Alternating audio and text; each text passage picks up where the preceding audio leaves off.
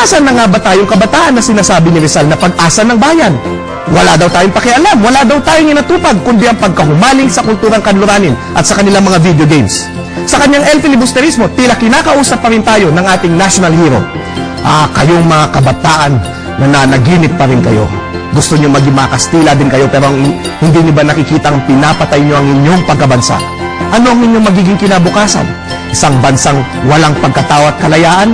Lahat sa inyo ay hiniram, pati na ang inyong mga depekto. Mamamatay kayo bago pa man dumating ang inyong kamatayan. Bahagi ng aking talk ang pagpapakita ng mga patunay na hindi hadlang ang pagiging kabataan upang paglingkuran ang bayan. Ha? Paano maglilingkod? Bata pa, wala pang kapangyarihan, wala pang kayamanan. Paano? Liwanagin natin. 137 years ago ngayong araw, November 14, 1875, isinilang si Gregorio del Pilar sa San Jose, Bulacan nang ipagtanggol niya ang Republika ng Pilipinas mula sa mga Amerikano sa Tirad Pass, Ilocos Sur noong December 2, 1899, ang kanyang edad, 24 years old.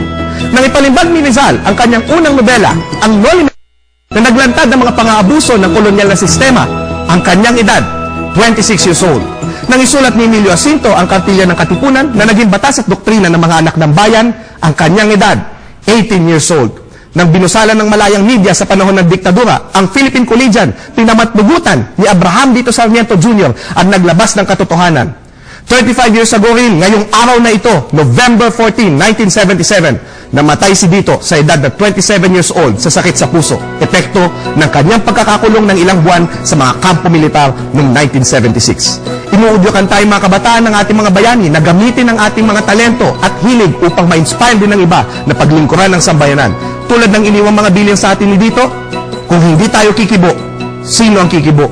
Kung hindi tayo kikilos, sino ang kikilos?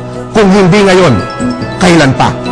Ako po si Sao Chua para sa Telebisyon ng Bayan. And that was Shout